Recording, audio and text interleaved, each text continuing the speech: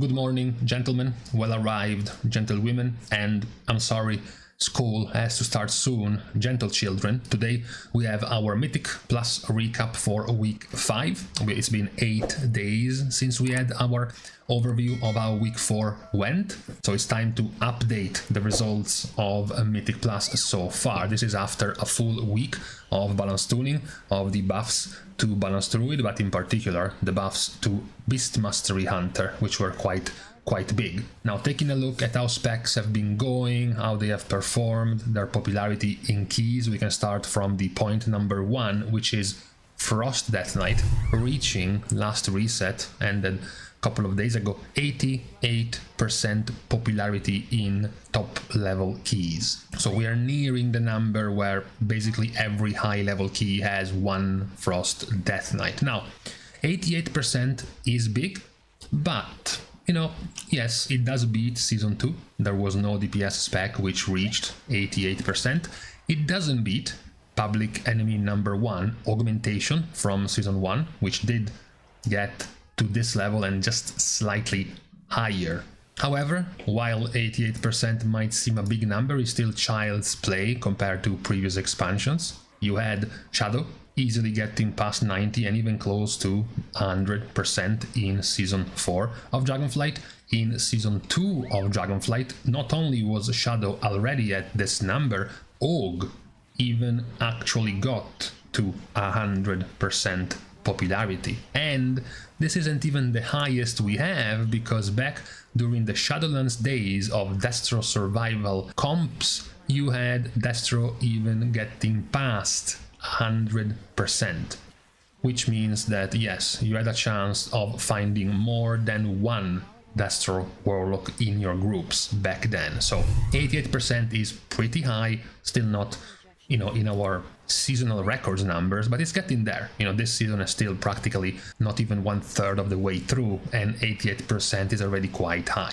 We can see that it has kept growing from week 1 of the season. It jumped up 17%, and then 7%, and then 6%, and last week 7% again. So steady growth for Frost DK. Where you don't have steady growth is the other 2 DPS, because Havoc and Arcane, it looks like it took a couple of weeks for players to realize they were good, and then they stopped around 48-ish%. Havoc went 48, 49, 49, Arcane went 46, 49, 46, and then they kind of stopped there. They haven't kept growing at the same rate as Frost. You can see the numbers from Season 2, how much more decided the meta was. You can see the numbers, you know, Unholy was in the high 60%, Balance in the high 70%, and Arcane in the mid 70%. So they were reasonably close to each other, all 3 of them. Meanwhile, here you have Frost DK practically doubling the other 2 at the moment. And this becomes more visible also when you look at the compositions in Mythic Plus. Yes, this is the usual rather irrelevant all key level compositions. The thing that we can get from this is how popular Beast Mastery has become after the buffs. You can see 1, 2, 3, 4, 5, 6, 7, 8, 9, 10, 11, 12, 13 BMs in the top 30 keys in terms of popularity. Obviously, as soon as you go into the actually high level keys, the compositions become quite a bit different. And you can see why we say that there is more room for different comps compared to last season, where it was Unholy, Balance, Arcane, much more strictly. In here, you see there is one DPS which is very strict, Frost DK, present in every single one of the top 30 most popular groups. But then you see the other specs, and you see that both Havoc or Arcane are not nearly as present, because you keep seeing Elemental, Destro, BM, Ret, Marksmanship, you see Fury Warrior, Sub-Rogue, Balance Druid. So for all of these different specs to be there, it means one of the 2 between Arcane and Havoc is being replaced. And that is something we consider good. That is something we want to see in our meta, to have those many, that large amount of variance in the specs. Same goes for the specs themselves being popular in terms of DPS. Again, as usual, when it comes to all key levels, Red Paladin is forever popular, so is Beast Mastery, especially right now after the buffs. But as soon as you go into the high level keys, again, you do have the outlier of Frost, and then still Arcane and Havoc are more popular, sure. But then there is a nice list of healthy specs being popular. Fury, BM, Ret, Elemental, Marksmanship, Deathstroke, Even Balance, and Sub-Rogue. Especially because when you put them all together, these numbers are bigger than these two numbers. These, 16.7, 14.7 presence in IKs are smaller than all of these combined. You can see all, while the number here might look small, when you take them together, you can see them more than these two specs. And this is very nice for the variance in Mythic Plus, for finding different groups and not being nearly as, discarded the moment you went high in IKs, because groups are constantly looking for the same comp, the same way it happened last season. Groups kept asking for Arcane, Balance, and Unholy, or last season, 2 seasons ago in season 1, they kept asking for Og or Enhancement, for example, right? Now it is more open. You can see in the popularity the growth of Fury. It seems like after 3 weeks, Fury Warriors realized they were good. They weren't even bothering to play in Mythic Plus because they knew that they were target capped, and they knew that Mythic Plus is big pulls, which means specs that are target capped are penalized, so we will never be good in Mythic Plus. And then all of a sudden, halfway through, they discovered, actually, we're still doing kind of fine. Now, a lot of this power, to be fair, was empowered by this season's tier set, together with playing Slayer as a Fury Warrior, thanks to Reap the Storm. Reap the Storm is the talent that procs an AoE ability, a chance to proc it whenever you Bloodthirst. Now, while the ability itself is good, there is a problem. It procs off of Bloodthirst. Bloodthirst isn't exactly high in your priority when you're doing AoE damage. So it wasn't very good last season, but this season, with your tier set, which makes Reap the Storm not only proc, but proc at 150% effectiveness, so do even more damage, and it procs off Raging Blow. Now, you do use Raging Blow, in fact, it is your most clicked button. So having this tier set now gives you significantly higher AoE thanks to the damage now, as you can see, of Reap the Storm, which now procs way more thanks to Raging Blow, because before just proccing off of Bloodthirst wasn't nearly enough. This has made them much more consistent in their AoE damage. Now, they don't have exactly a lot of prio. It is something we have touched on multiple times, the funnel prio damage in single target while you're fighting in AoE of Arcane, of Assassination, of Havoc. Fury doesn't really have that. They are targeting their main target with Rampage, with Raging Blow, with Execute even, but it's not, there is no major gimmick like a Wounded Quarry, for example, for Havoc, to make them do very good funnel. So for Fury, it's more of a case of, turbo AoE, similar to Frost. They are more similar to Frost DK than they are to Havoc or to Arcane Mage. Nevertheless, it is still a very good situation for Fury to be in. BM, of course, discovered themselves to be good 1 week over the next. They are now one of the more played specs in Mythic Plus, even when it comes to the higher level keys. They are currently the fifth most played DPS spec at high keys. So after Frost DK, after Arcane, after Havoc, in this clump between Fury, Elemental, Beast Mastery, I guess the remnants of Marksmanship Hunter, which is still being played, PM is also now taking part of this group after their buffs, which is again, to point out, good. The more specs become competitive, the better. The more variety you have in your groups, the better. Talking about variety, we are still doing well when it comes to tanks. Yes, Prot Warrior is growing over time.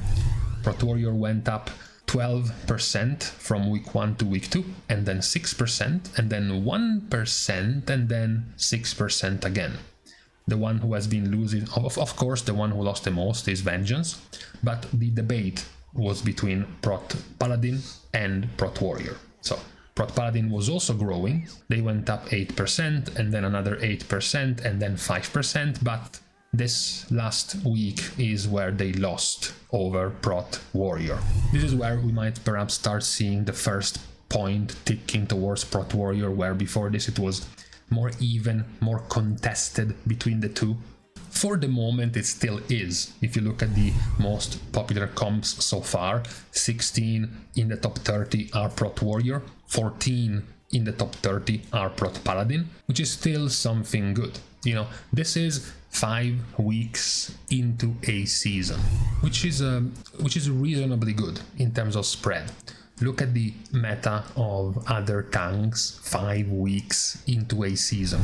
In Season 2, of course, by this point it already was a disaster, complete domination of Vengeance. Season 1, 1, 2, 3, 4, 5, we were actually just the week before Prot Paladin took over. So this is a bit misleading because Prot Paladin is just about to dominate. In the previous expansion, 5 weeks in, you had 94% of Vengeance. Here, you still had the debate between Vengeance and Prot before Vengeance won. Season before that, we were before the initial first of our Exodia comps. This was still when Prot Paladin was being decent, and then it looked like Vengeance was going to take over, and then nope, it's Guardian. So it does happen sometimes that in the first 5 weeks you still have some kind of balance between tanks. So in that regard, we're still doing pretty okay right now in this season in terms of balance of tanks, in terms of presence of tanks. We are all in all also doing pretty well when it comes to healers. So in terms of growth, Resto Shaman at the beginning of the season went up 8% and then stayed the exact same for 3 weeks before now losing 4% popularity. This is it's a worrying trend, of course, because peaking your popularity in week 2 and then not changing for 3 weeks only to then start losing popularity, it's quite telling, right? Resto Druid was doing the same. They stuck at 23-ish%. And then they went up to 27, and now they have gone up to 33. So if there was a trend to notice, it's definitely in favor of Resto Druid. It is quite interesting to see the brain, the minds of the top level players and high key pushers. You can see that the spread, the popularity of the specs, it's much more lopsided compared to the tanks. We said Prot Warrior and Prot Paladin had a 16 to 14 spread in the top level keys. You can see actually that from the very bottom, it's a dominance of Resto Shaman. There is like 20 Resto Shamans out of 24 in the bottom 24 most popular specs. But in the top 6, 4 out of 6 suddenly become Resto Druids. So the variants where the Resto Druid is with the Prot Paladin, and then the one with the Prot Warrior, and then the variants where Havoc is replaced by Elemental, and the one where Havoc is replaced by Destro Warlock. So while not being very popular in the more niche group comps, perhaps because the players making the groups are the niche spec, so they want the meta comp outside of them, when it comes to the very high keys, there is more presence of Resto Druid. You can see it right now in the top keys, for example.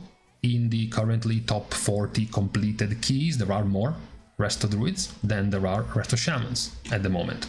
It is still nevertheless a pretty healthy spread, at the very least between two specs. Like we said, after 5 weeks in a season, it was already common, for example, this expansion to see, for example, Discipline already being at nearly 80% representation. It would be perhaps a bit sad if this was going to be a repeat of Season 1.